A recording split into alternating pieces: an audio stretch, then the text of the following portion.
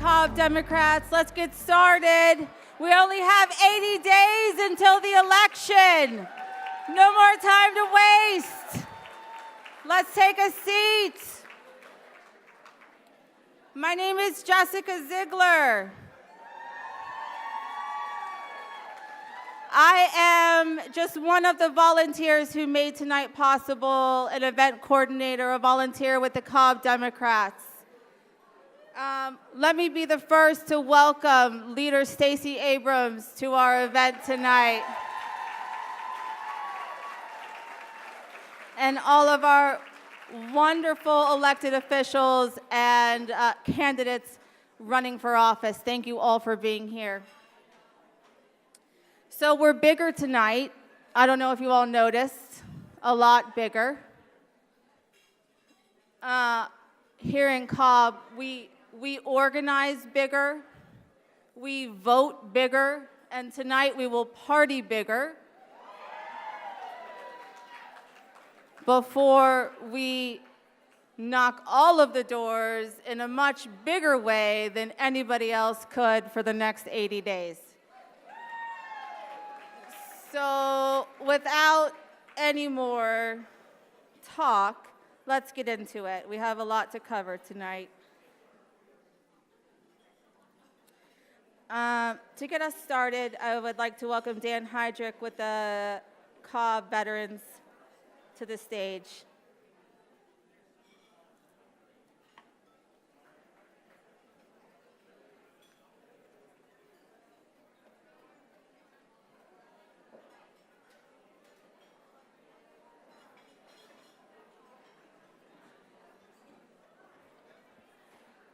Good evening. Democrats, woohoo! My name is Dan Heydrich. I am a part of the Veterans and Military Families Chair for Georgia and for Cobb.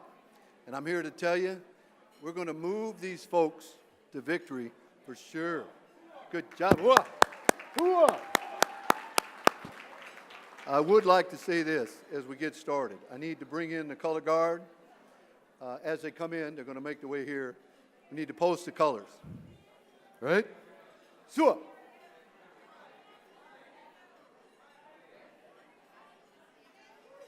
I'd like to ask you to stand as the colors are presented.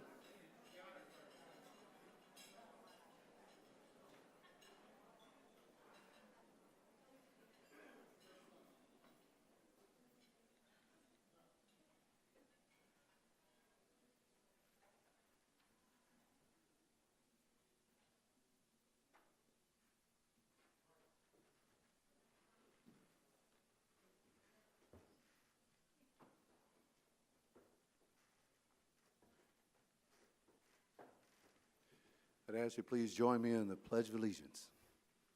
I pledge allegiance to the flag of the United States of America and to the republic for which it stands, one nation, under God, indivisible, with liberty and justice for all. Post.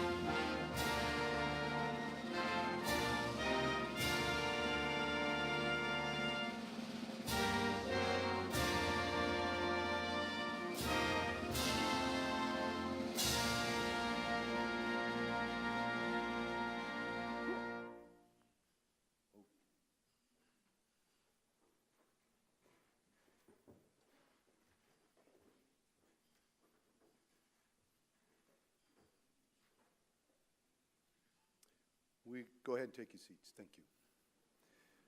We had Air Force, we had Navy, we had Army and Marines. This is what we're all about. Air Force, I said Air Force, I missed you. We just missed the Coast Guard. We got any Coast Guard out here? I would like to do this. I would like to ask every veteran and military family member to stand, please. Veterans and military family, would you stand up? Hooah!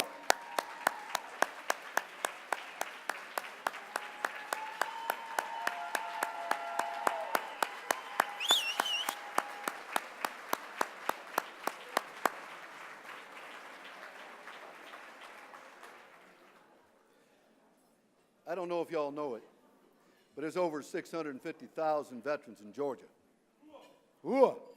You understand, there's one hollering in the background because, hey, Marine, hooah, hooah. They got a different call. So is the Air Force and the Navy. I want to tell you something. Okay, I'll bend down. You asked for it. So here's the thing. Veterans and military families of Cobb and of Georgia, we got a big job. And the job starts here right up through time that we put these good people in office. Veterans and military families are suffering all across this state and all across this country. And we're a proud nation, and we can't leave them like that. There's over 500,000 can't even get eligibility letters to start the process to get their benefits. That's sad. We have now had in Georgia, we have now a representation of someone who has put together what we call promises kept. She did it when she was there before. We hope she's going to do it again because we're watching her. I want to help you guys that are running for office. When you talk to a military veteran or a service member, let me give you two things that you need to put forth. Back in the day, we got any Vietnam vets here, or am I the only old guy in the building? There we go. So, when we were tired, hungry, wore out, somebody look at you and say, soldier, ruck up. Ruck up. That means stand up. Push forward. It'll be okay. The sun will come up tomorrow. So when you folks are out there talking to my brothers and sisters in the military and their families, look at them when they tell them it's tough. Tell them to ruck up. They will realize you know where you come from. They will see you. And something else that you need to tell them. You tell them that you have their six. So you guys don't understand what that might mean, but in the military, when I say I got your six, me and you go into the post. I will never leave you behind. I will never desert you. So when you tell a veteran that you got their six, they will walk with you. They will be right beside you, and most of the time try to get in front of you if they can. So I want to tell you the state of Georgia is doing great because we got some fine delegates that are pushing for us. We're not doing good right now. We're hurting a little bit. We're not doing good right now because we're hurting a little bit. And in the nation, we're suffering. We got a VA and administration that's done torn apart. They want to privatize the VA so that they can take away the benefits for profit. I'm telling all of y'all that are out there, we need to push and push hard because this is our time. Blue rising. Thank you very much.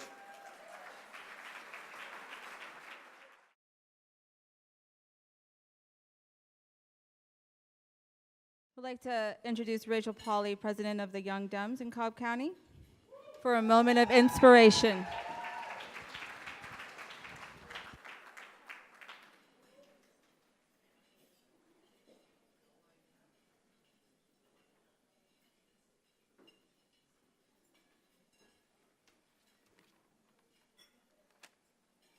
Good evening, everyone. So I'm Rachel Pauley, and I'm the president of the Young Democrats of Cobb County. Thank you.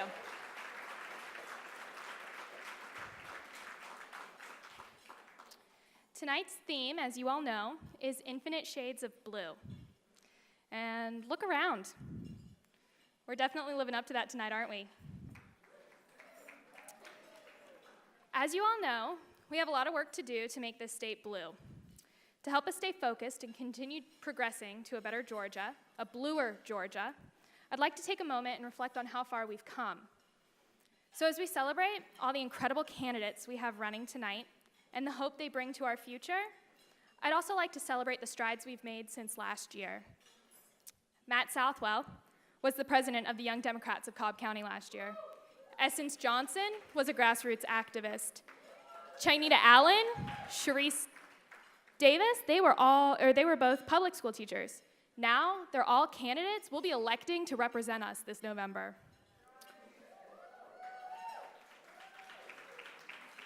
At this gala last year, Justin Holzenbach introduced me to Commissioner Lisa Cupid. I remember nearly shaking as I told her my name and what an inspiration she is to me. Since then, Commissioner Cupid has spoken as a featured guest at the Young Democrats of Cobb County, and she, Justin, and I have given presentations to middle school students at Palmer Elementary School about public service and how you can have a career in public service. Jen Jordan, last year, was a first-time candidate. She broke the Republican supermajority, and now she's defending our rights and fighting for our futures at the Gold Dome as Senator Jordan.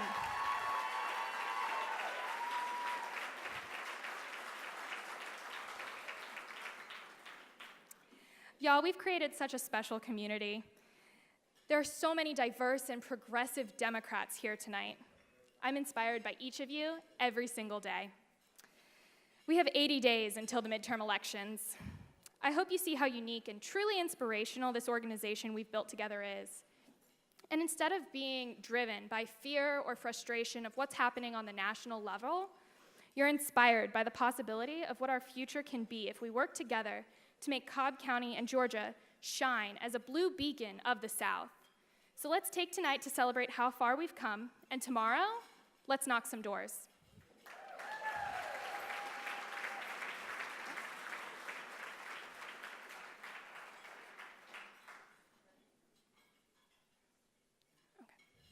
So next, I'd like to bring Jen Cox up.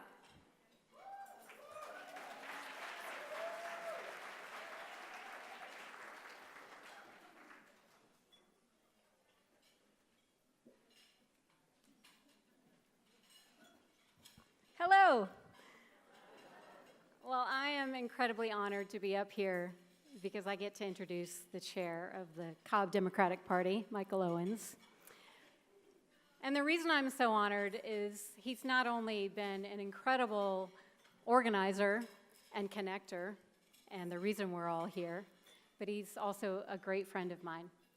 We met 2 years ago, which is strange to say. It's been 2 years. Right before the presidential election. I was trying to find some other Democrats in the very conservative corner of Cobb County, known as East Cobb.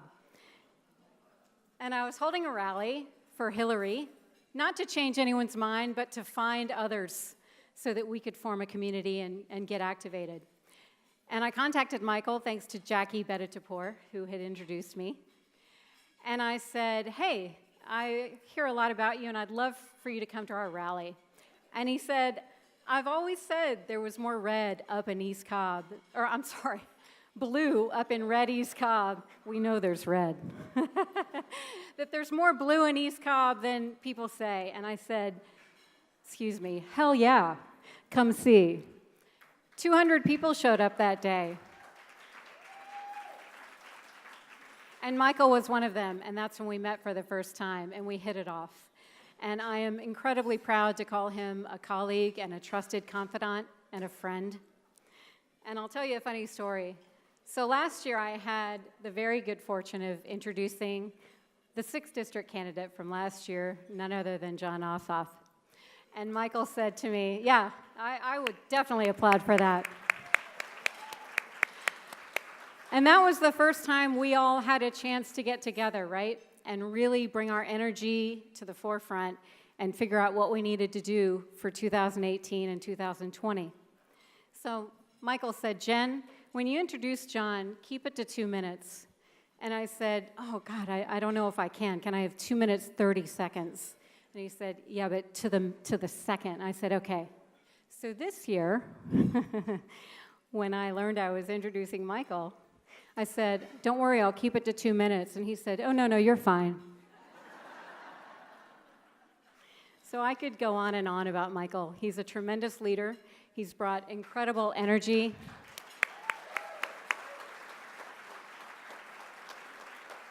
He's brought incredible energy to this party in Cobb County, and even beyond Cobb County. They really have become the benchmark for county parties across the state. He's breathed new life, as you all know. Much like a grassroots life, he really believes in that kind of organizing, and we are incredibly grateful for that type of leadership. Look at all of the candidates that have stepped up and come to his meetings and are inspired by him. He is a rising star, and I know that we're going to see great things from him after this.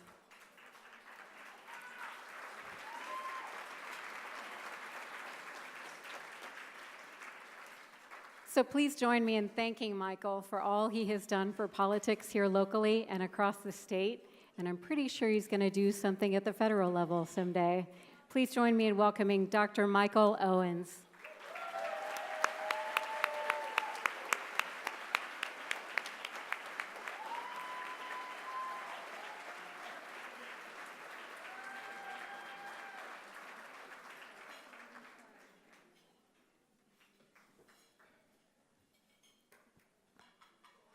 Oh my goodness. Hello, everyone. Oh my gosh. What a great, wonderful crowd we have assembled here tonight. I am Michael Owens. I'm the chairman of the Cobb County Democratic Party, and welcome to the 2018 annual Cobb Democratic County Gala and Awards. This is always an important event for me, and looking out and seeing this sea of blue, and infinite colors of sea of blue. I could not be more happy and more proud of what you guys have built in Cobb County. Thank you.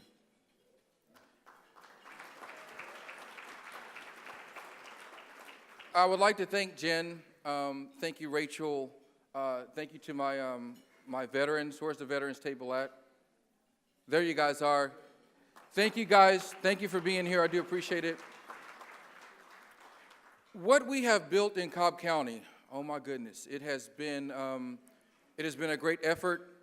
It has been I tell people all the time when they ask what we've built, I said, I have done nothing more than lay out the framework. It's been all you guys who've actually made it happen.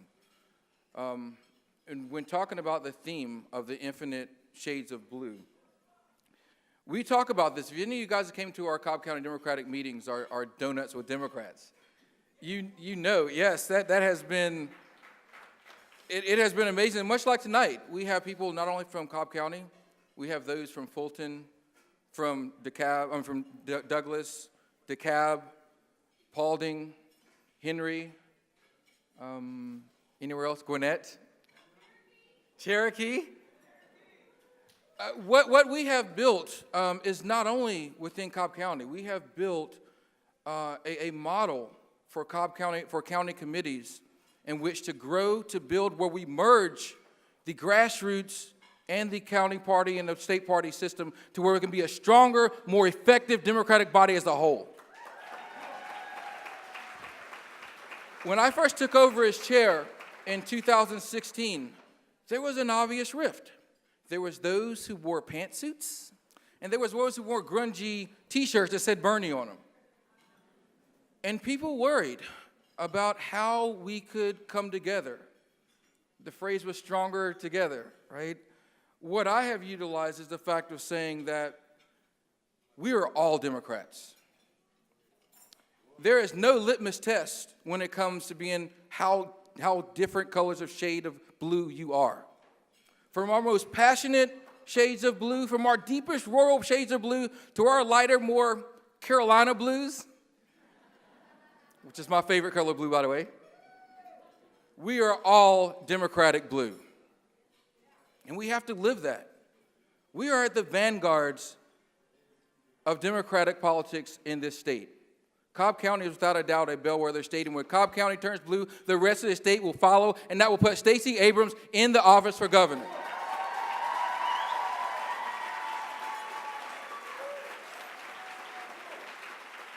And I could not be more happy or privileged to have Stacey Abrams here tonight. Thank you, Leader Abrams, for coming. I tell people, yes, please give it up.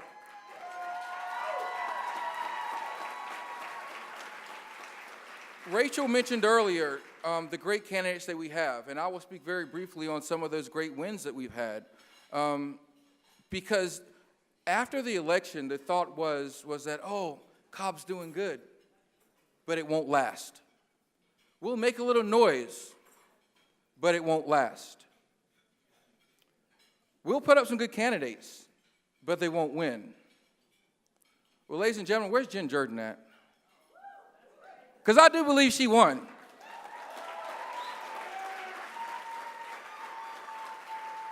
And in that race, we not only put one, but we put two Democrats in that special election to seal out the Republicans. And the other candidate who did not win that race turned around, Dr. Jaha Howard, and is now a state school board member, or soon to be, for the Democratic Party. Another friend of mine who could not make it tonight, we had a challenge in a nonpartisan seat for the city of Smyrna, who had never had a person of color ever elected since their city was formed in 1872. And for those of you that do know Marilyn Blackburn and don't know Marilyn Blackburn, she is a strong, fierce Democrat who stepped into the void after Taylor Nellowitz left and actually stepped up and won that seat as the first person of color ever in the city of Smyrna. Ladies and gentlemen, Democrats in Cobb County are on the rise.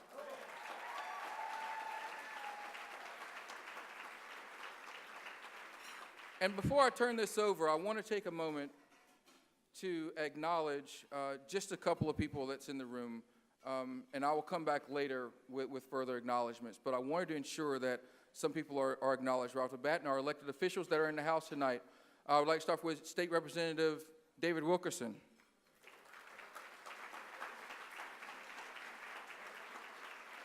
I've mentioned her earlier, State Senator Jen Jordan.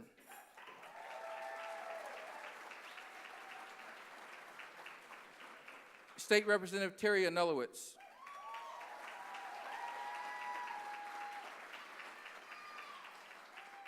State Representative Brenda Lopez.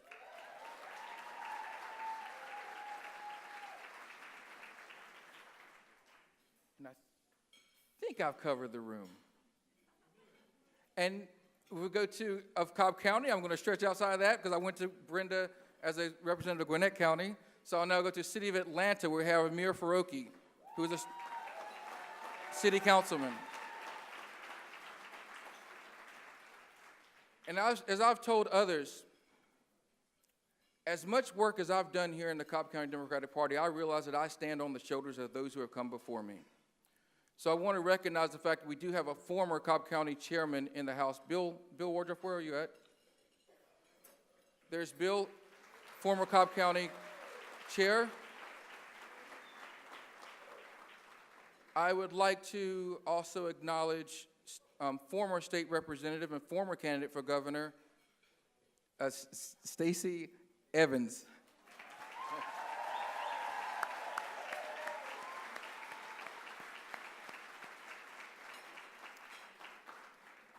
And last but not least, I would like to acknowledge a friend of mine, a mentor, and our representative and liaison to the Democratic Party of Georgia, our 6th Congressional District Chair, Ben Myers.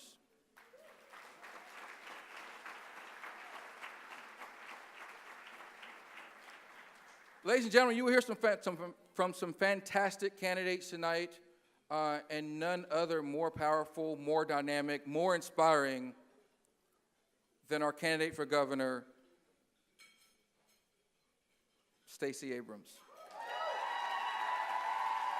And to introduce Stacey Abrams, I'd like to call up Bev Jackson from the Cobb County Democratic Women.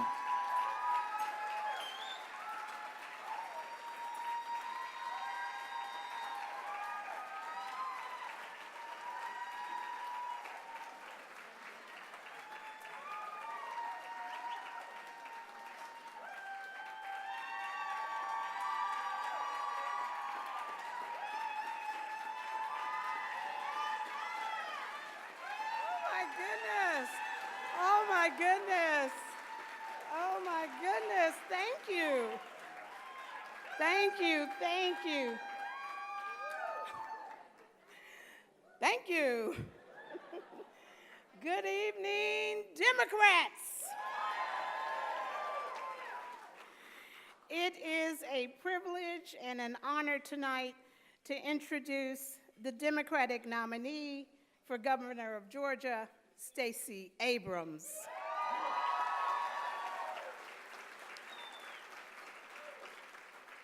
I first met Leader Abrams 3 years ago at the Cobb County Party Annual Gala, an event just like this one.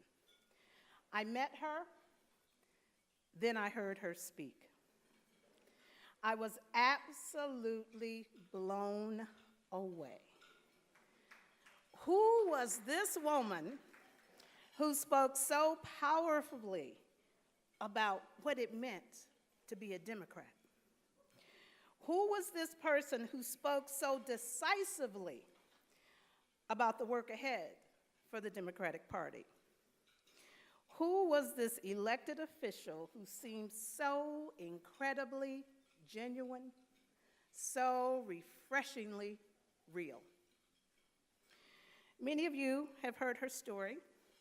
Raised in Gulfport, Mississippi, one of 6 children to parents who are now United Methodist ministers. Community service, a way of life in their home. A graduate of Spelman College, the University of Texas School of Public Affairs, and Yale Law School. Now, she can tell her story a lot better than I, but what I can tell you is Leader Abrams is about to make national history and put this state on a course that it never imagined. Yes, sir. Yes, sir. As the first woman to head either party in the Georgia General Assembly and the first African-American woman to lead the House of Representatives, Leader Abrams knows what it's like to make history. In the House, she successfully worked across the aisle to stop bad legislation and was central to effective agreements on transportation and education. You know, but it's her range of life experiences that I believe captivates the hearts and the minds of so many voters. You know the range: daughter of a preacher, child of poverty, HBCU alum, Ivy League alum, attorney, entrepreneur, politician, human rights activist, romance novelist, and I would add comedian, as she has a wicked sense of humor. There is something in Leader Abrams that just about everyone can connect with. In the end, it is that connection that voters across this state have made and are still making today. And it is that connection that will carry her into the governor's mansion. So, ladies and gentlemen, I am proud to introduce to you the next governor of the state of Georgia, Stacey Abrams.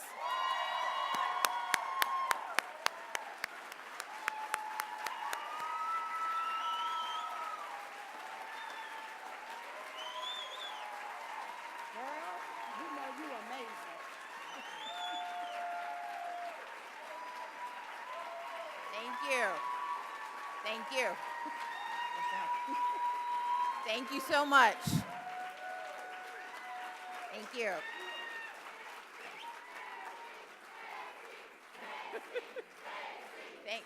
Thank you. Okay, if y'all don't sit down, you don't get dessert. Thank you. Thank you, Beverly Jackson, for such a gracious introduction.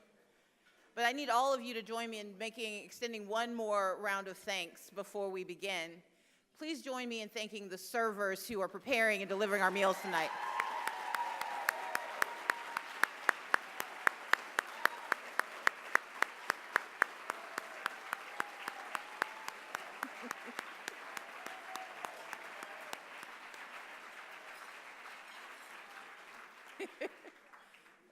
Thank you to Chairman Owens and to all of you gathered here tonight. It's okay. It's very bright. Now, I was thinking about what makes us Democrats.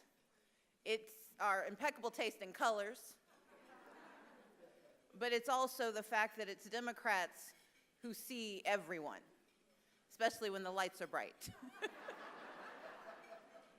We are the party that can, and we are the party that can survive even in the dimmest of hours.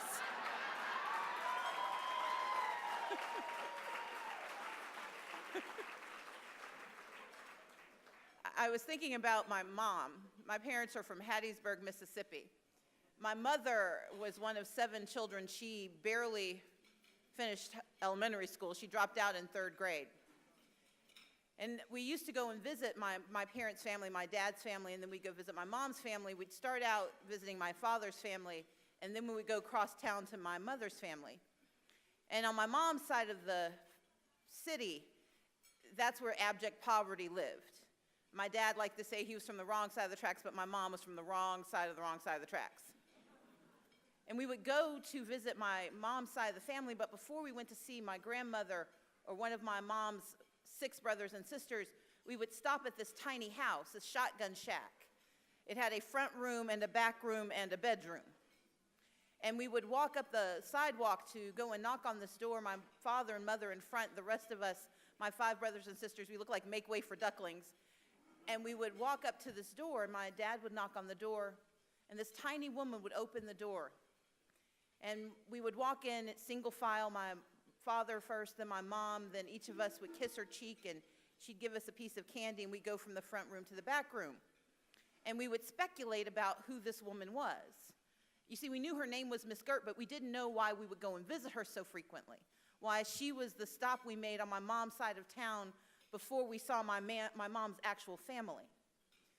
And it wasn't until I was in high school that I learned the story of Miss Gert, who she really was to my mother. You see, my mom dropped out of elementary school. She dropped out of school when she was in 3rd grade.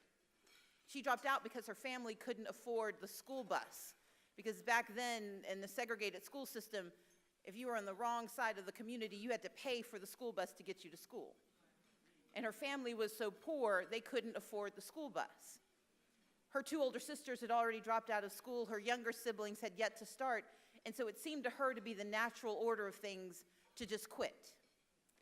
She would be outside playing, and Miss Gert, a next-door neighbor, saw my mother and said, "Carolyn Hall, why aren't you in school?" And my mother did what 8-year-olds do when they're caught doing something they shouldn't. She lied. And she came up with wild stories about why she wasn't going back to school.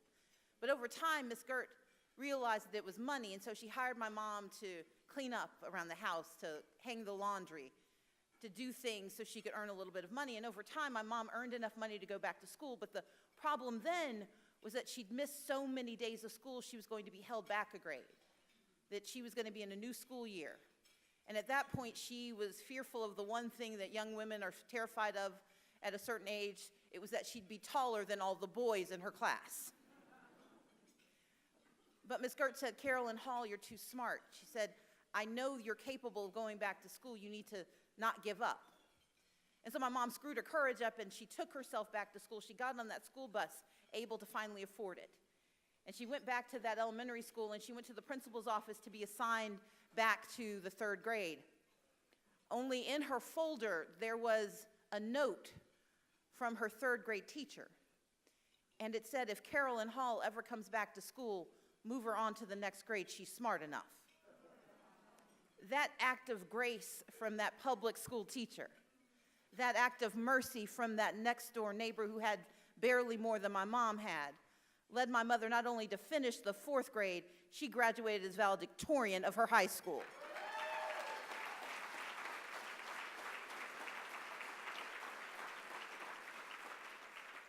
When I think of Miss Girt, I automatically think of the answer to the question that seems to plague those who are wondering if we can win this year.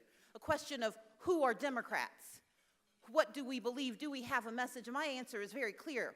We are the Miss Girts of America. We're the Miss Girts of Georgia. We are the ones who see and do. Because to me, a Miss Girt is someone who sees potential where everyone else sees failure. A Miss Girt is someone who sees opportunity, and when opportunity isn't quite real enough, she nudges it along. She was the one who saw potential in my mother and didn't say, well, you're too poor, and you're too black, and you're too lost, and so you are too far gone. Instead, she said, like our new commissioner of labor would say to someone looking for a job, I've got you. We're going to get you far enough until you can stand up on your own. That is how we win in Georgia.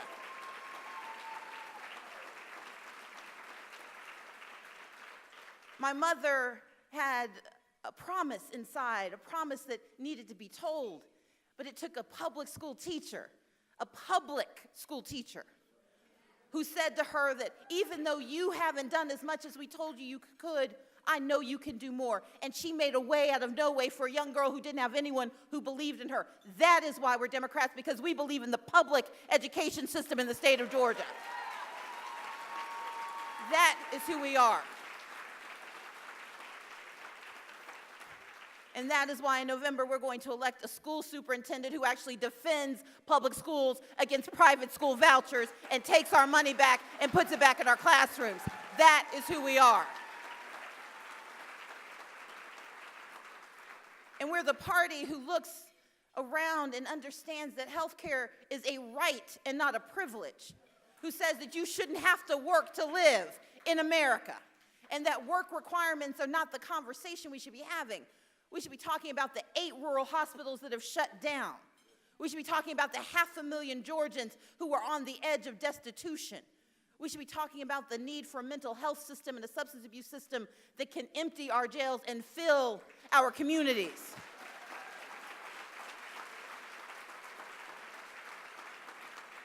We are the party that's going to elect Janice Laws as our next insurance commissioner so she can work with me and Jen Jordan and everyone else so we can expand Medicaid in the state of Georgia. That is who we are.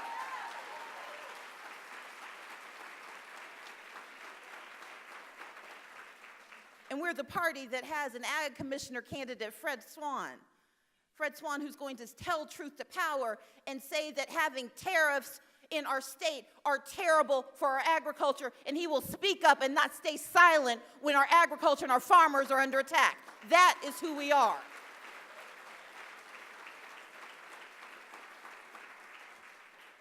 We'll have Richard Keatley and Janice Laws. We'll have Otha Thornton and Fred Swan.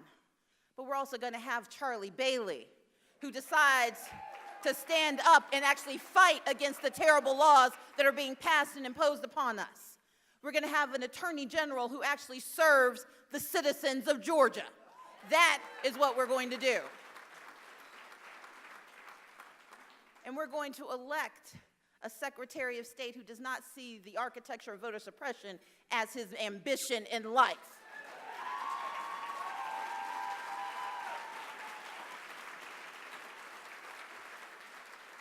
Because you see, with John Barrow as our next Secretary of State, we won't have to worry if our votes will be counted. We're just going to have to hire enough folks to make sure we can count all the votes we get. That's what we're going to do.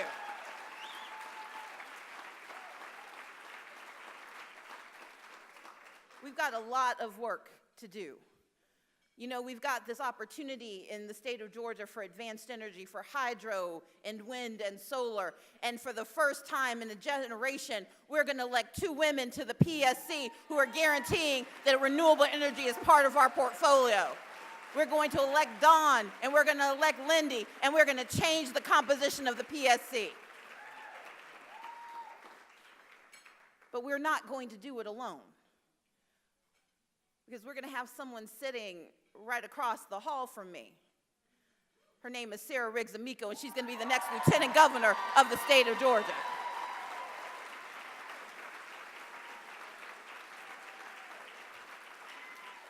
And I'll tell you this, they can plot as much as they want about how they can take power, but you can't take power from a powerful woman. And it's going to be the state Senate and the state House, working with the lieutenant governor and the governor, working with all of the candidates that we're electing up and down the ballot. We together are going to not only have infinite shades of blue, we're going to have one solid blue state that never goes red ever again.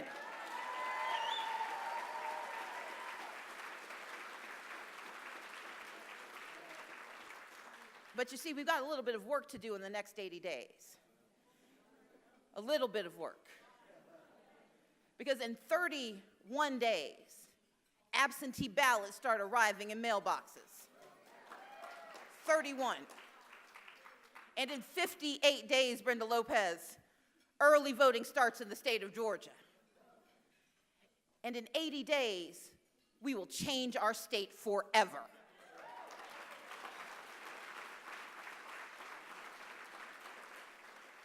We are running a coordinated campaign across the state, and Cobb County is the linchpin in what we have to do, because Cobb County is the mirror of what we know we can do in Newton County and Taylor County, what we can do in Dade County and Peach County, because Cobb County in 2016 showed Georgia that it could go blue, and it intends to stay that way.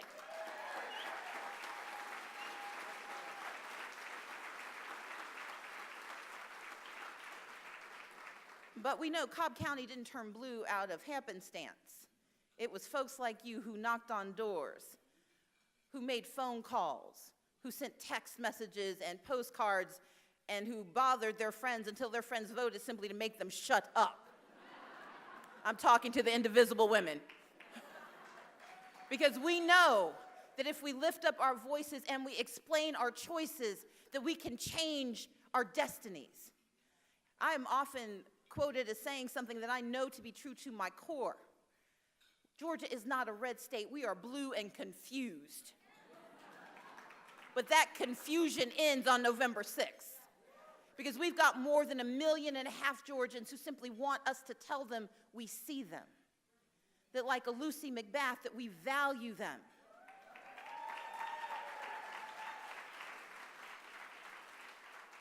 That Richard Keatley is going to go to work every day trying to ensure that they have jobs. And that David Wilkerson is going to fight in the state legislature to make sure that their voices and their votes are counted. We are going to tell them that if they believe in us, we will earn that trust because we believe in them. Because our problem isn't that we lack vision, and it's not that we lack policy. It's that we haven't invested enough in the folks who share our values. And it's our values that have helped us stay strong. It's our values that have helped us fight against those who've tried to return bigotry to the state of Georgia in the life of RFRA.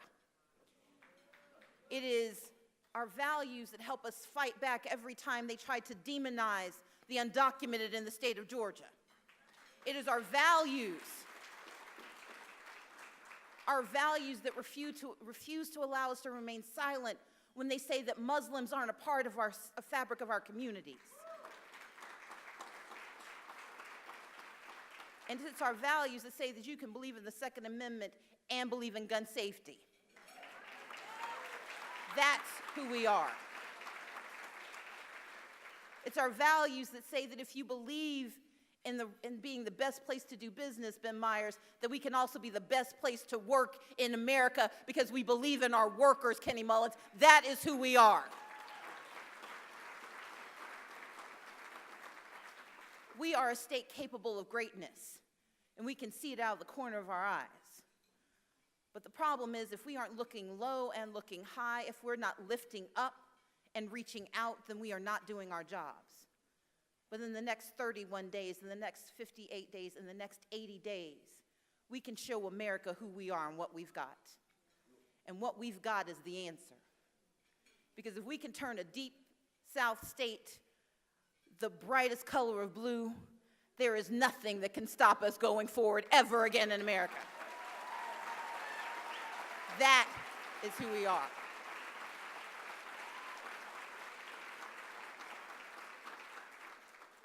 I went down to Sandersville to give a speech, and we came in, and there was this young man named Raheem. And Raheem was 8 years old, and his grandmother told him about me because he saw a commercial.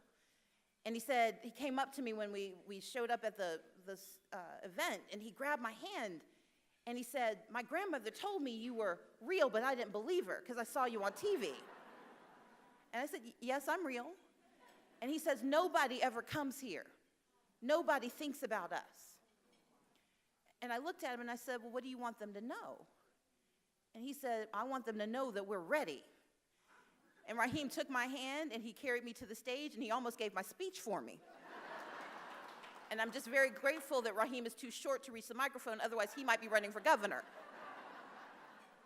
But the thing of it is, Cobb County is emblematic of what we can do across this state. Because if you're in Sparta, Georgia, you lost your hospital 20 years ago, and you still don't know when you're going to get health care again. And if you're in Webster County, you don't have a single physician. But if we expand Medicaid, you will have health care and you will have a new lease on life. We know that if you're in Taylor County, because there is no public transit, you are landlocked because you don't have a hospital or a grocery store in that county. And if you ask the Republicans what they plan to do about it, they just say, go to the free market.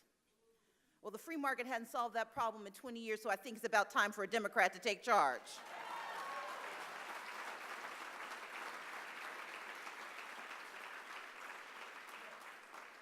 This is a big state with a big heart, but the beating heart are the Democrats in this room, because you've refused to believe what they told you about East Cobb County, and you've refused to believe what they told you about Destiny, because what we've got on our side is math. There are more of us than there are of them, and we are going to pull every one of us to the ballot, and we are going to win.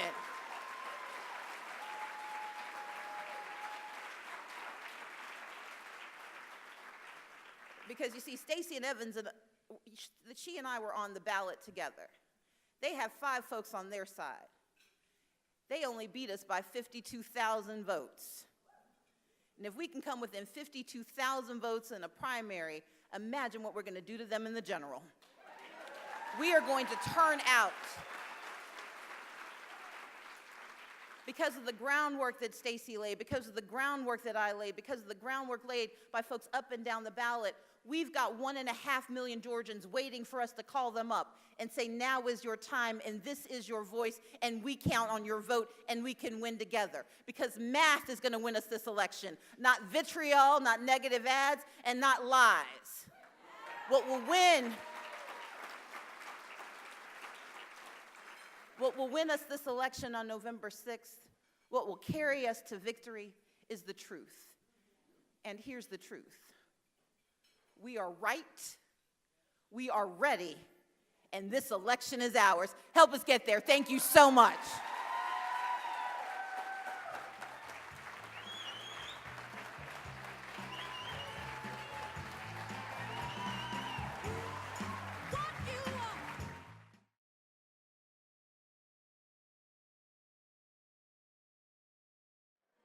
Ladies and gentlemen, as we've continued to grow as an organization, the one thing that's been vital is our sponsors and our supporters.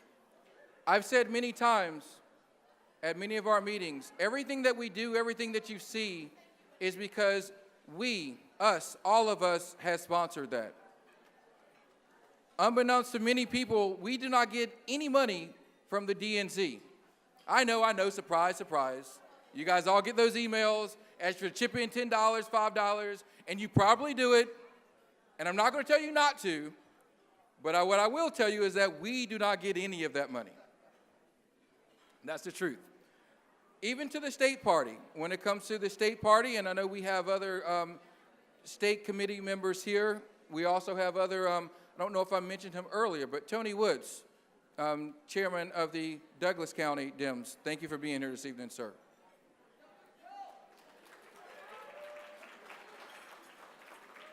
So Tony's a new county committee chair, so he will soon find out that money it takes to be raised will come from your own membership. And as you can see here in Cobb, we have a huge, great membership in which to draw from. And so with that being said, I want to thank our sponsors. Our Azure level of sponsors are none other than IBEW, who always comes through We must support our unions as our unions support us. So thank you, gentlemen and ladies. The fantastic ladies of Pave It Blue are your sponsors. Thank you, Ms. Cox, and all the work that you guys do in Pave It Blue. The man who you will hear from in a little while, but who plans to take the seat up in the 11th district, Mr. Flynn Brody. Flynn, thank you for being a sponsor. And from one of our newest organizations, but boy, they are not taking any, well, I'll leave it up. They're not taking any junk from anybody. No safe seats. Thank you, ladies.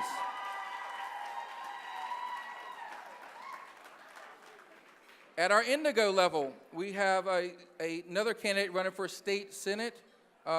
His name is Andy Clark. Where are you at, Andy? Andy Clark. Thank you, sir. Indigo level sponsor is Cobb County Association of Educators. All our educators out there, Connie Jackson and crew, thank you for supporting us. State Senator Jen Jordan, Indigo level sponsor. Thank you, Jen. And her newest partner in crime, State Representative Terry Anulowicz. Thank you.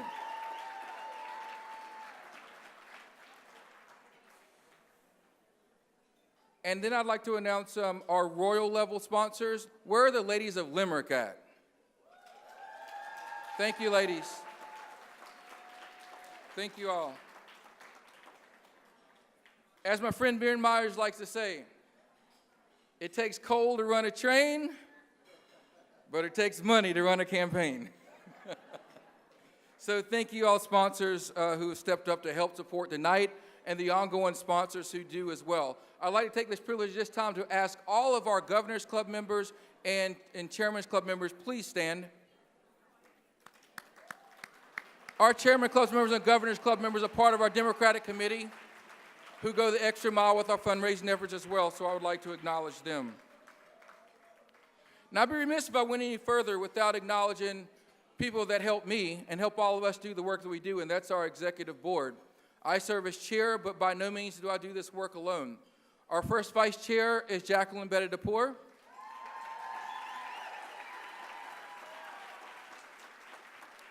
Our secretary, Becky Arrington.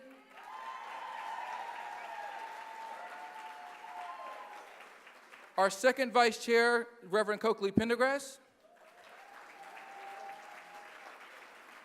And our treasurer is Marie Green.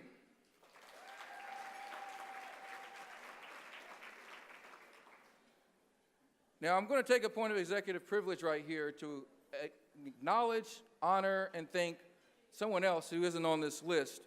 But without them, I literally would not be here. So I'd like to give a warm welcome and a round of applause for my mother, Claudette Owens, who is here today. She doesn't make it to a lot of events, but she's one of the strongest Democrats in this room. I got a little worried about her after Trump was inaugurated because I think she went about 7 straight weeks and did not turn off MSNBC. And she was telling me more about everything going on that I even cared to know. And I got a little worried. It's like, Mom, you can go back to your other regularly scheduled programming. It's okay. What they're doing in D.C., they will continue to do until we stop them. But tune into something else, please. We do have some other speakers coming up, but I wanted to go back with our candidates that you will hear tonight. But I want to set the tone for what Cobb County has done. As we talk about Cobb being a bellwether county, I've heard DeBose Porter, our chairman at the state level, mention this a lot of times. Stacey Abrams mentioned this evening as well. When I look back at this year's election, even in the primary season, I could not be more proud of what we've done.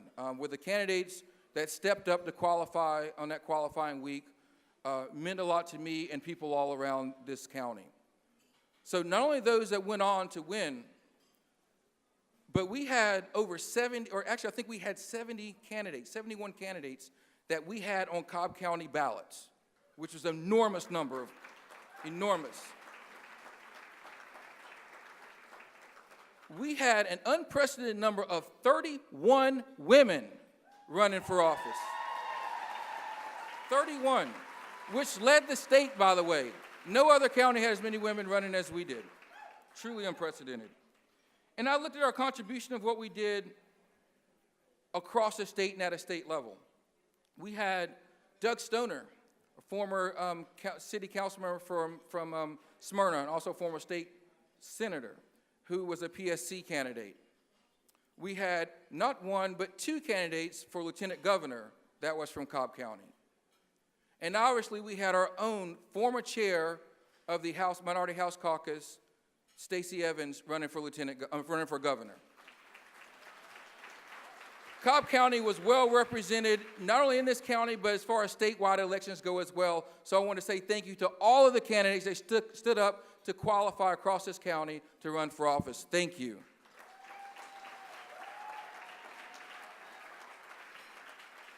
So as Stacey Abrams made the mission of, it's simple math, right? It's math. So let me bring this a little closer to home in Cobb County, what that math looks like.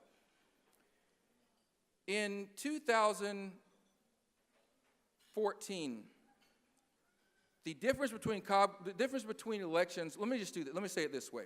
If we go back to the past 2 election cycles for midterm elections, you will find out that the Republicans in this county had 37,000 more votes than we did. And the last election for governor, they had, in the primaries, they had 25,000 more. 25,000 more Republicans voted than they did Democrats.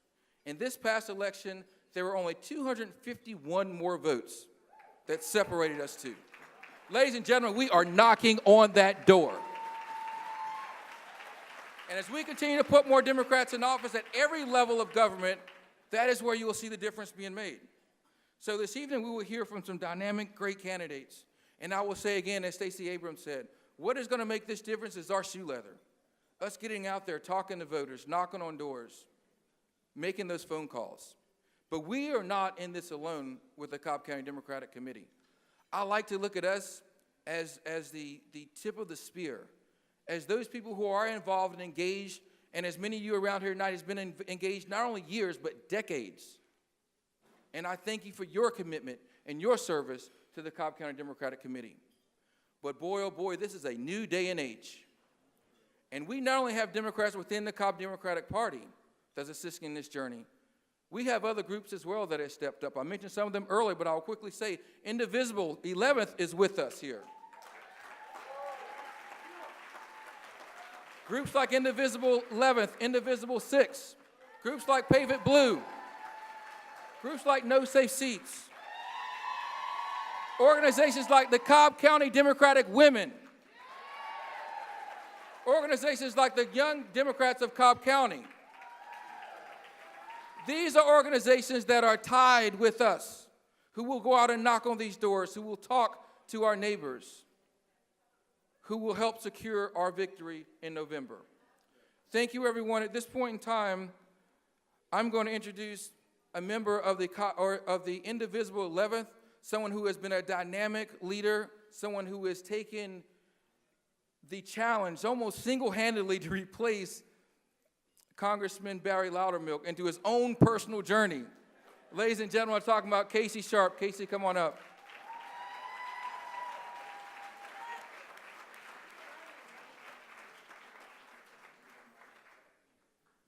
Hello, everybody. I'm just up here to give a speech after our friend Michael Owens and also our next governor, Stacey Abrams. So, just a quick speech with regards to that. As Michael said, there's a lot of different dynamics going on in our area right now. There's the Democratic Party, but there's also these grassroots groups like ours, the Indivisible 11th District. And we're not associated officially with the Democratic Party. We can be a little bit crazy and do things that you as the party cannot officially do. But as a grassroots group, and a lot of these grassroots groups fizzled out immediately after the election. They got really excited, they went to some protests, but some of us have only gotten more organized. Some of us have formed organizations, have started 501c4s, and that's what we've done in the Indivisible 11th District. Because we were unsatisfied with how we were represented. We were unsatisfied with Barry Loudermilk. And also, you know what? I look at all this stuff online about, Nate Silver and other predictions about how elections are supposed to go, and you know what? I ignore it. I'm done with it. I say this with no offense to anyone in the room. I'm sure there's plenty of poli-sci majors who are here tonight, but I'm sorry, your degrees don't matter anymore. I majored in religion and philosophy at UGA, so I'm with you. Obviously, we all went for the money here. But my point being is that all the rules have been rewritten. A couple of years ago, in terms of political science history in the United States, is practically ancient history. The entire landscape has changed.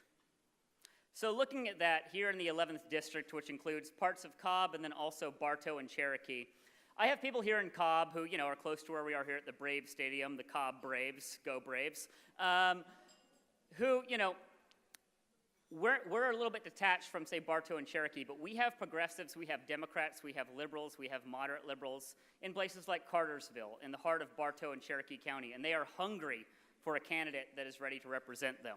They are hungry for change, and they're tired of our representative in Congress right now who has basically just gone along with rubber stamping everything this administration has done. So along those lines, I'm really excited and I'm honored. I thank Michael very much for allowing me to be here tonight to introduce our next speaker because he is the perfect candidate to take on the 11th District, to lead us forward in the 11th District. He is someone who is ready to move the needle and to bring us beyond and to take on this congressional district. I am just completely honored to welcome Flynn Brody. Thank you.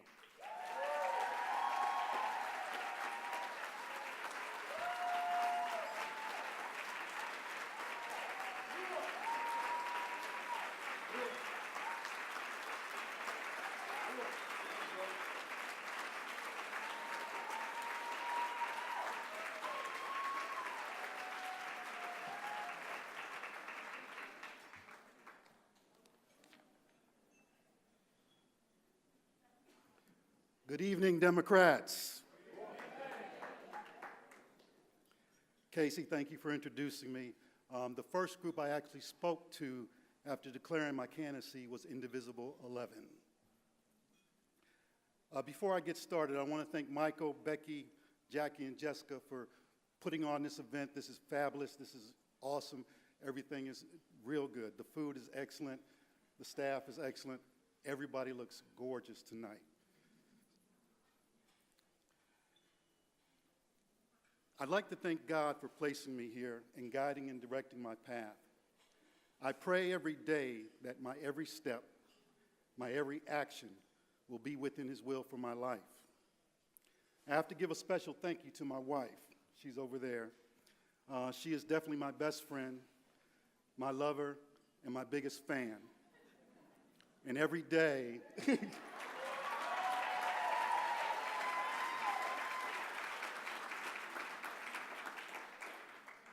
every day she inspires me to be a better man. I got to give a special thank to my campaign team sitting at tables 6 and 11. I thank you for your dedication, your hard work, and your selfless service, and most of all for believing in me. I thank you for that.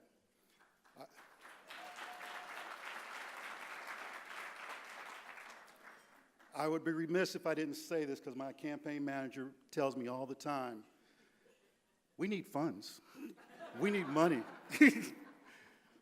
So if you'd like to donate, our website is flynnbrodyforcongress.org.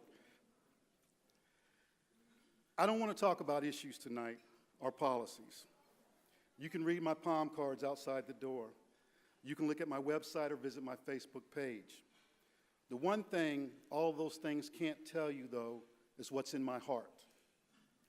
I want you to know what's in my heart and why I'm running for Congress. I think the best way to do this is to tell you a short story.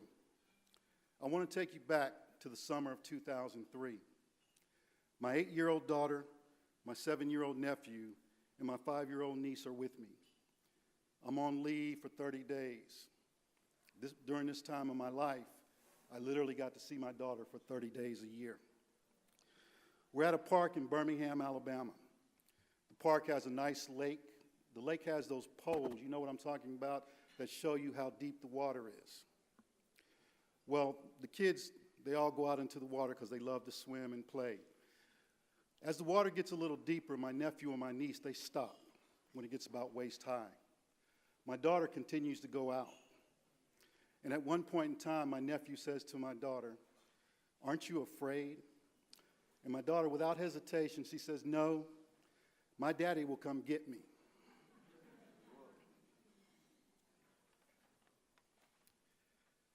Let's fast forward to spring of 2005. I'm at Seton Hall University teaching ROTC during the day and attending law school at night. I'm in the third year of a 4-year program. The Army decides to put me on orders for Baumholder, Germany. I request to stay so I can finish law school, but the Army promptly says no. Fast forward to the summer of 2005. I arrive in Baumholder that August. I'm assigned to the 1st Battalion, 6th Infantry. My initial assignment would be as the S2 Intelligence non-commissioned officer. The battalion is designated to deploy to Iraq in 2006. Immediately, we start hearing the rumors that one of the first sergeants is going to be relieved of duty. Myself and 2 others are interviewed for the job. I'm the one who gets the job. I would spend the next 90 days preparing that unit to go to combat. As part of that, we would do war games, where we did exercises simulating what our actual combat mission would be. And part of that simulation is to evac casualties, one of the most important things you'll do in the service. I told my guys that I have 157 of you, and I plan to bring you all home.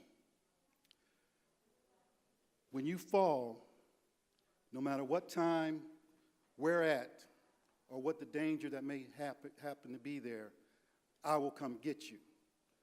I made that promise to them. Let's fast forward to April 2nd, 2006. That day, I would have to fulfill that promise. We were on a mission where we had 2 patrols out. We were doing an exchange where one unit was taking over part of our patrol area. The first patrol was from our sister unit. It was led by a Hispanic American from California. The patrol from my unit was led by an African American, also from Los Angeles, California. They were about a little more than a half mile from the firm base coming back home. They took small arms fire. And I'm going to try very hard not to say names here.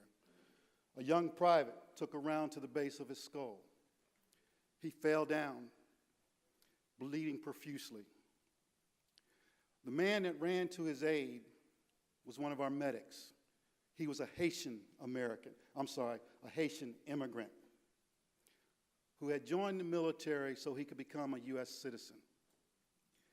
He had a guard with him, someone whose sole mission was to protect him in cases like this. That young man was a 19-year-old man from Chicago. He was an Asian American. The young man on the field of battle that was down, he was from Virginia, a European American. Normally, when this happens, your quick reaction force is required to go out and pick up the casualty and bring them to the aid station. Well, in this case, our quick reaction force wasn't there. They were out refueling. So we had no protection to go pick up the casualty. And they were in the midst of sniper fire. I remembered that promise that I had made when we were training. I said a few choice words that I can't say here tonight. I put on my gear, I donned my helmet, and I picked up my rifle, and I told the medics, "Follow me." I ran the little bit of over a half mile to where the fallen soldier had hit the ground, zigging and zagging, with the medic truck behind me. That medic truck was driven by a young man from Texas, a European American. The young man that was in charge of the truck was from Jamaica, also an immigrant who had joined the United States Army to seek citizenship in the U.S. We made it to him. He was still alive. We got him on the medevac track. We took him to the aid station where there was a doctor waiting for him to arrive. That doctor was a female doctor from the Middle East, a Muslim doctor. She had two nurses. One was an African-American nurse from South Carolina, and one a European-American from Nebraska. We got him on the bird. He was still alive. He was flown from Hit. The Iraqis call it Heat, but we call it Hit because it was spelled H-I-T. He was flown from Hit to Al-Assad, and from Al-Assad to Germany, where his family joined him at his bedside. 4 days later, his family would make the decision to pull the plug, and he would die on April 6th.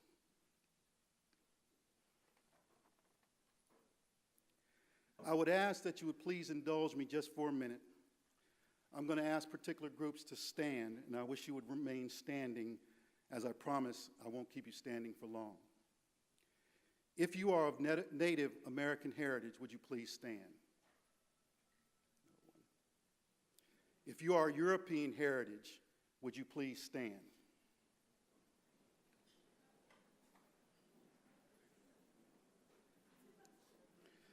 If you are of African heritage, would you please stand? If you are of Asian heritage, would you please stand? If you are from the Middle East, your family's from the Middle East, if you are Middle East heritage, would you please stand?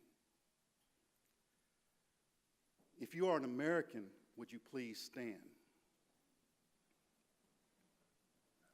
I want you just to take a second, just to look. And what do you see? Have a seat.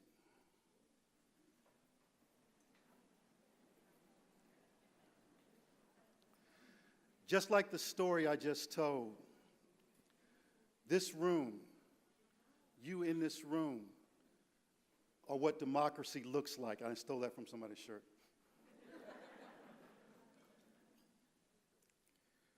You are what Georgia looks like. You are the Georgia that I live in. You are the nation that we know. You are the country that I fought for. You are the country that I love. Our stories may be different. We may look at the world through different lenses. Our journey here to America may vary. But the thread that binds us all together is that we are all Americans.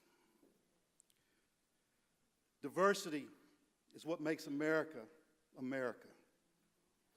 Our commonalities outweigh our political philosophies. The United States was built upon promises.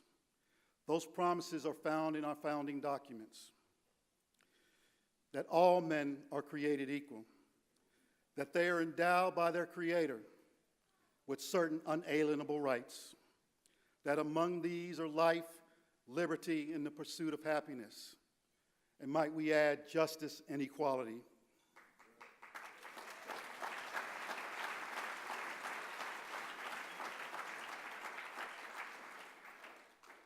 I started off telling you I wanted you to know me a little bit better.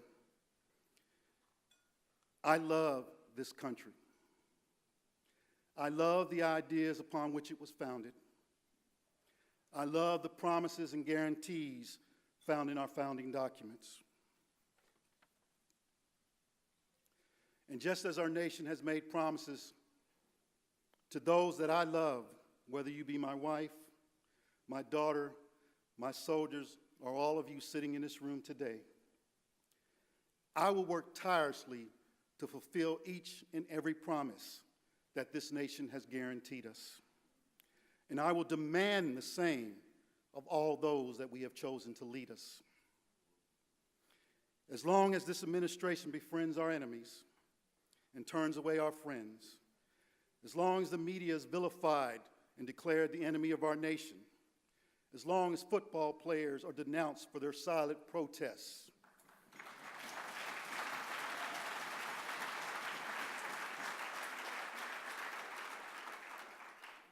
as long as young students are ridiculed for their stand on gun control,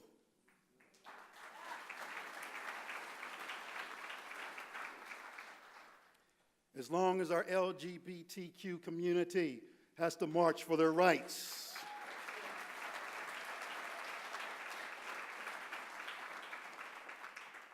As long as voting rolls are purged, as long as our children are forcefully taken from their parents, we cannot rest.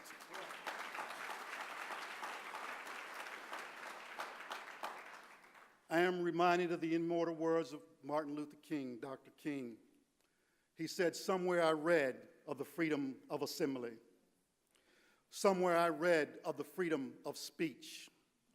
Somewhere I read of the freedom of the press. Somewhere I read that the greatness of America is the right to stand up for your rights."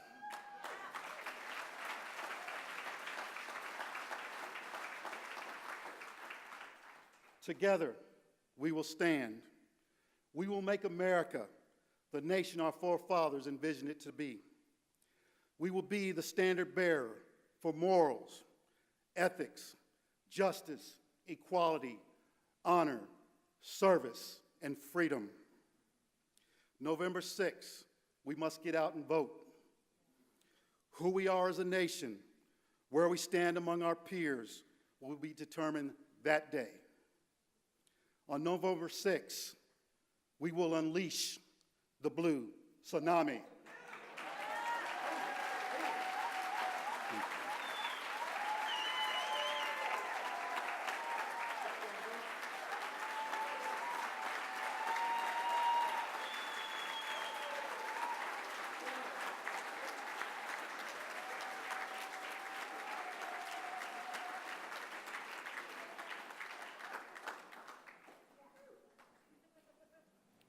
Y'all say it with me. Goodbye, Barry Loudermilk. Ladies and gentlemen, meet our new congressman. It's going to be a good feeling. Thank you, Flynn. The next person I'd like to call up to the stage is another outstanding, phenomenal female who joined the ranks of grassroots volunteer, who's caught the frenzy of volunteering and the political bug. Someone who is now, who as of last year actually jumped in and was a pretty core person in helping me out with our 6th District Task Force in our way to helping John Ossoff try to win that election last year, if you guys remember that. Liz Murphy, please come up.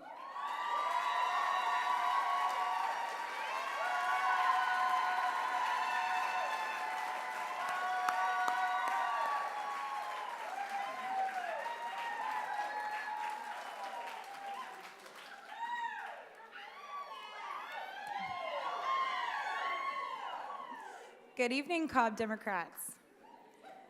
My name is Elizabeth Murphy, and you may know me from the grassroots effort last year to knock every single door we possibly could across the 6th District. I am a part of a much larger group of women who bring their talents and their brilliance for the specific purpose to mobilize grassroots efforts and get good Democrats elected. Last year, we mobilized behind John Ossoff. John was an incredible candidate that we could all stand behind and we could be proud of. We could go to doors and we could knock, and we knew he was amazing. The thing that I remember the most is going to the doors, especially in the beginning, and people would say, "You're a Democrat in my neighborhood? Are you okay? Are you supposed to be here?" And we would all say, yes, we're Democrats. There's way more of us than you know. We would pull out our minivan, which is the canvassing app. If you don't know what that is, you need to canvass. And we would show them, this is your neighbors. This is how many people in your area are like us. And if they could only see this room tonight, I mean, it's amazing. It was life-changing for this whole 6th District. But tonight I want to talk to you about canvassing for a candidate like Lucy Macbeth. Her story resonates.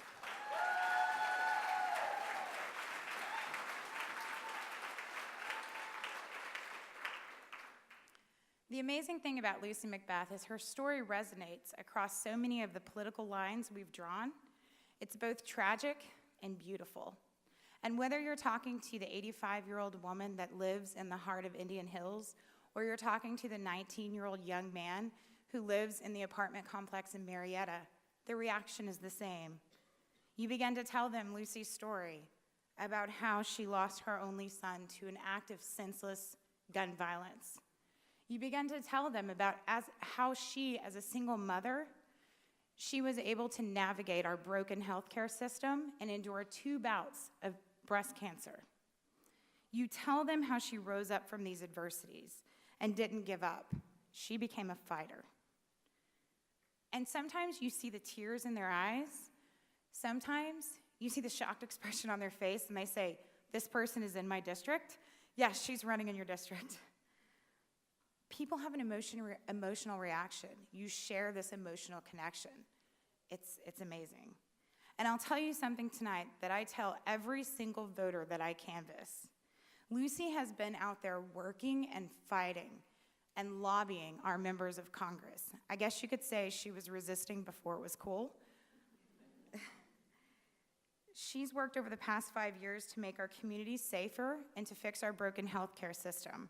So much so that every town hired her full-time as staff, and Hillary Clinton even said, "Come on board, we're gonna need you, Lucy, to get out the vote in 2016. Lucy Macbeth is a fighter, and that's why it's so important that we fight for her. Fight to put her in the 6th congressional seat where she can carry our fight and our voice to make the much-needed change on the national level. I am humbled, I am honored. Thank you so much. I introduce you to you, Lucy Macbeth.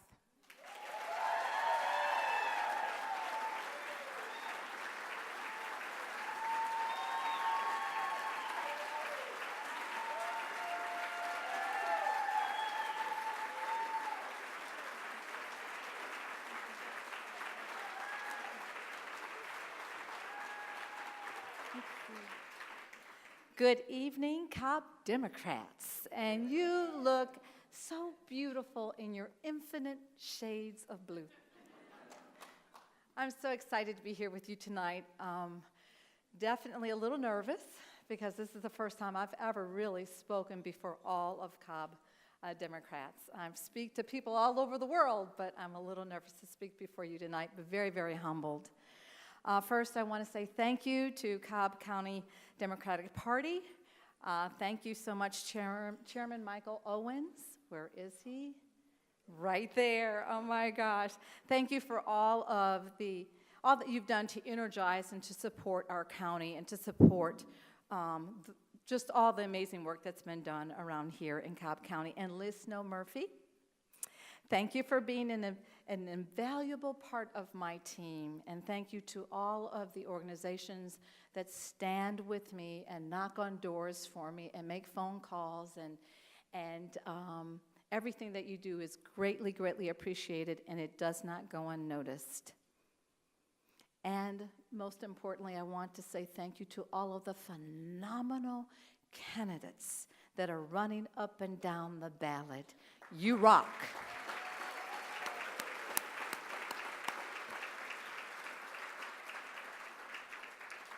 If you had told me 6 years ago that I would be running for Congress today, I would tell you, you would be out of your mind. I would never have believed you. And I, as many of you know, was a flight attendant for Delta Airlines for 30 years, getting ready to retire in about 5. But then in 2012, my son Jordan Davis was tragically killed, shot and killed in what the country has deemed the loud music case. Soon after, I began questioning why our civic leaders and our faith leaders and our political leaders were not doing more to keep our communities and our families safe.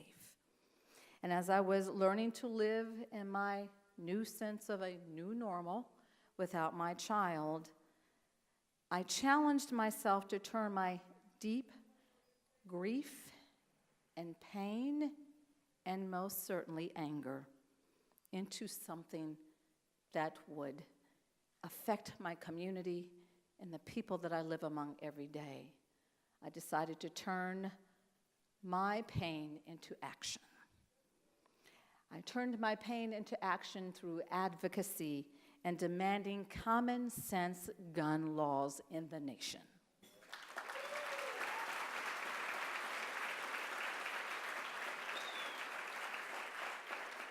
I began working as the national spokesperson for Everytown for Gun Safety and Moms Demand Action for Gun Sense in America.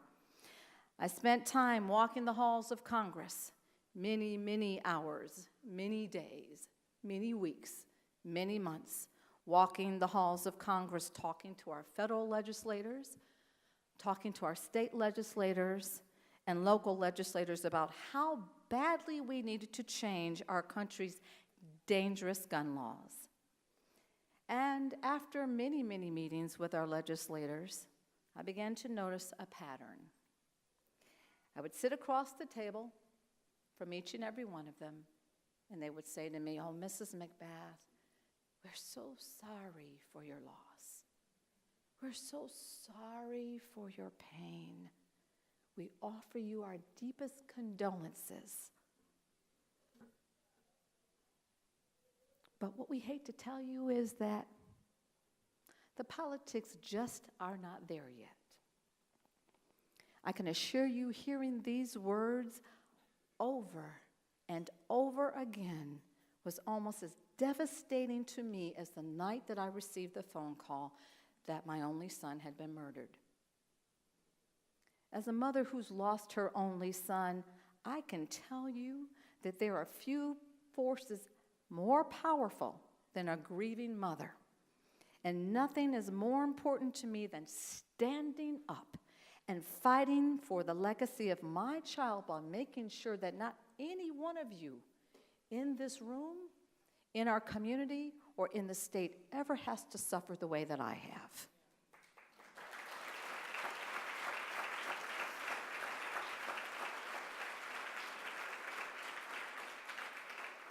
After the Parkland shooting, it seemed like Congress and President Trump were actually going to do something about gun violence. President Trump, he met with key legislators and he joked about the NRA. I remember watching that on television. I remember watching all of the legislators sit at the table, and I thought, they're about to be fooled. I don't believe anything is going to be done. And most certainly within 1 week, 2 weeks, really within a week, President Trump flipped. And at that point, then he was no longer a supporter of common sense gun laws. That is the single reason why I decided to run for office, because I'd said enough is enough.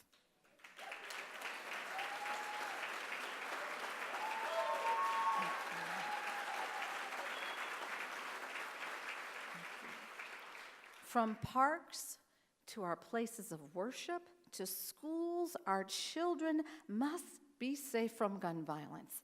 And Karen Handel and the Republicans have done nothing to preserve the safety of not only our families but our communities. I am running for office because I am a 2-time breast cancer survivor. I've had to face my own mortality not once but twice. And I understand firsthand how important it is that our community has access to quality and affordable health care for all.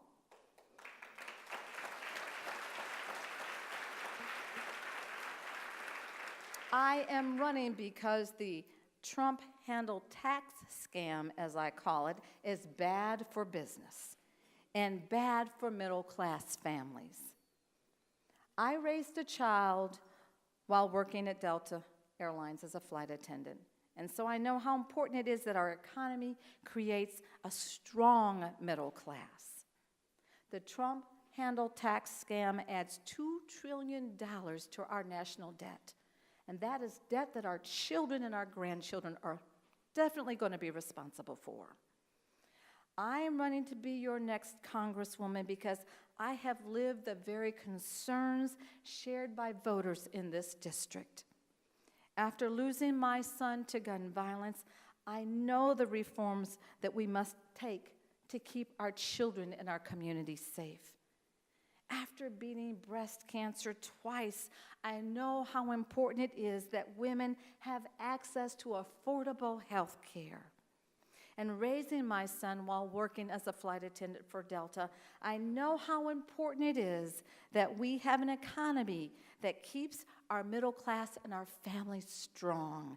We deserve that. I have lived the issues that matter most to the people in this district, and I'm asking you to give me a chance to fight for you. We are living in very, very precarious times, and there's a lot that is at stake. We must fight to maintain what is morally and ethically right. Right for the people in this district, right for the people that live across the great state of Georgia. I am committed to serving you. And as the late, great Martin Luther King Jr. once said, you know, we all came here by different ships, but we're all in the same boat now. So I know that the blue wave of 2018 is at its peak. We are riding on that wave. But don't forget to remember that that wave will crest. But we've got a lot of work to do, so let's get to work.